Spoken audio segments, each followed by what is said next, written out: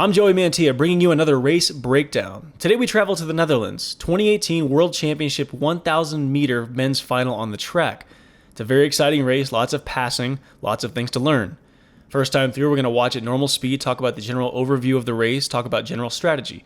Second time through, I'll stop. Every pivotal moment of the race, we will discuss what was done wrong, what was done right, and hopefully learn something from the best skaters in the world. Let's take a look. All right, let's cover some generalities first. It's 1,000 meters on a 200 meter track. That's 5 laps.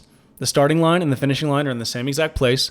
And this race is contested on a flat bank track. That means from the bottom of the turn or the tightest point of the corner to the highest point or widest point of the corner, it's the same grade all the way through. Unlike a parabolic track where it starts off flat and it's really slick at the bottom, then dishes, that's where the sweet spot is, and then becomes really steep at the top and has a hump coming out of the turn to help aid your momentum in the straightaway.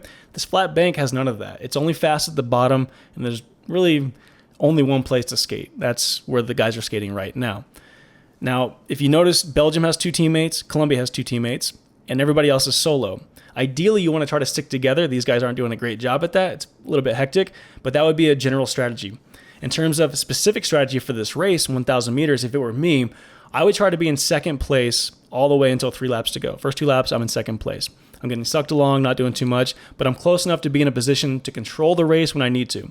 Then from 3 down to 2, I'm trying to make a move into first, and I will use as much energy as I need to get there. 2 laps to go, I want to be in the lead, controlling, rolling in, running out. You know what works. And the rest is history. You just try to hang on and try to keep everybody behind you for the rest of the race. Now, this first time through, I hope you were paying attention and try to pick out where you think I'm going to call people out on the analysis as we get into that next. I'm actually a huge fan of this race because there's so much passing going on. For 1,000 meters on a flat track, usually one guy gets to the front and just muscles it, and then it's a boring race to watch. But this is a really exciting race, I think, because there's so much experience, and it's just really fun. So this is going to be a good one. So we're going to stop here and talk about the 4 key players that I see in this race. That means if there's a teammate, they're the designated winner. Or if they're solo, these are guys that are going to be aggressive and really pushing for the win with good positioning. Starting off, Pedro COL from Colombia. He's in front, always knows where to be, and always makes good moves. And third right now, Gwendal LEPIVERT from France. I probably ruined that because my French is rough. Really good top end speed. 1 spot back, Peter Michael from New Zealand.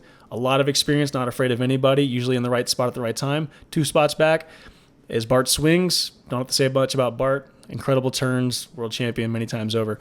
While we're here, we're going to talk about Bart's teammate, Mathias. Mathias is in 8th place, and ideally you want to be with your teammate the whole time. Now, he's doing a good job setting up this pass. He's setting up Andres MUNOZ, who's in front of him on the outside shoulder. But look right here. Look where he is. He ends up just picking the outside line without thinking. He could have come up the inside right here and easily used his speed that he had to make space for himself. He could have stepped right inside of MUNOZ, been behind Bart, and Bart would have carried him all the way to the front. But instead, he chose the outside line, and he gets stuck way, way wide, goes really, really far, and ends up not being able to pop on the back of those guys. And now he's in trouble. He ends up coming out of this corner 5th instead of 2nd where he should have been. And that's just not being patient enough when you create speed. Probably a little bit of nerves kicking in there too. Now, Peter Michael is in the best spot in this race right now, I think. Look at the bottom left. You see the 3 laps to go. This is where I would want to be. You can see as they roll into Bart, he's going to roll into this corner really deep, and that gives Pedro an opportunity here because he's creating enough space. He's going to be able to create momentum as the pack slows down and go around the outside when the time is right, and he's going to carry Gwendal all the way to the front. Now, Gwendal gets a free ride. This is the best opportunity you could have in the race, is to get a free ride from basically last all the way into the sweet spot of where you should be, coming in with 2.5 laps to go. Peter Michael takes advantage of Bart floating out there and ends up putting himself into 3rd place. This is textbook. This is really what you want to be doing. Now Bart's in trouble because he drifted out and didn't really think too much. He just wanted to create speed instead of actually protecting his line. Now he's just going backwards. Now, Andres MUNOZ steps out here, and I think it's because he's feeling really good. I think he thought that he could make it around this turn and at least get into 2nd place by the end of the turn because he's feeling so fresh. And it just does not pay out on a flat bank. Once you get that far off the bottom line, it just gets slick. And you'll see right here, he slips, ruins his momentum, and that's really tough. And now Gwendal's in a really good position, 1 lap to go. Right now, Bart's setting up a great pass on MUNOZ. You can see he's a little bit wide. Now watch what happens as they come down this backstretch. MUNOZ on the inside has a lot of speed. He's feeling good.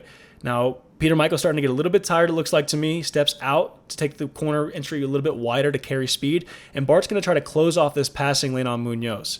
And when he does, it's going to create a lot of contact. Well, maybe not a lot, but enough contact to create some speed. And he runs into Peter Michael. And at that speed, even if you're not trying to push somebody out, you're going to get that action right there. It doesn't look like Bart did it on purpose because the elbow went up, but that's racing that, kind of sucks. And then Pedro makes one bad error right here. He cuts the corner off on this red line. Instead of taking this green route, floating his speed, and once he gets out of the corner, then deciding which lane he needs to cut off for the passing lane, he just heads right up the inside. I think it's because he's a little bit tired. Could be. Usually he wouldn't make that mistake. I don't think otherwise. And then this hawk is the second mistake he makes. Instead of pushing the toe all the way out, he keeps the wheels flat. And I think Gwendal ends up beating him by a millimeter, maybe even less. I don't know. But I don't have the frame where they're exactly on the line, but this is as close as we can see. You can see Gwendal's pushing his toe as far away as he can. And when I teach hawks, I always teach people to push the front toe as far forward as they can and the back toe as far back as they can, so you don't end up with this type of situation. I think Pedro could have got a little more out of that hawk, and he probably would have been world champion because of it. And it's just one of those things. I think he was tired coming down to the finish, but it was an incredible race and really, really fun to watch. Okay, 2 big takeaways for me from this race. 1, make sure coming out of the last turn, any distance, 500 all the way to a limb, especially on the track, that you're not cutting the exit off too tight. Don't anticipate where your competitors are going to try to pass you. You need to come out about middle. Use your peripheral vision in your hearing. Use the senses to take in information, and then decide if you need to cut off the inside lane or the outside lane and start drifting that way. 2, on the hawks, keep that toe pointed out as far as you can. Don't point it straight to the sky, and don't try to keep all your wheels flat to the surface. If you keep all your wheels flat, the back of your boot is going to hinder your ability to really extend all the way out as far as you can. That's going to do it for today's breakdown. Hope you liked it. If you did, please hit the like button, subscribe, and I'll catch you next time. Thanks for watching.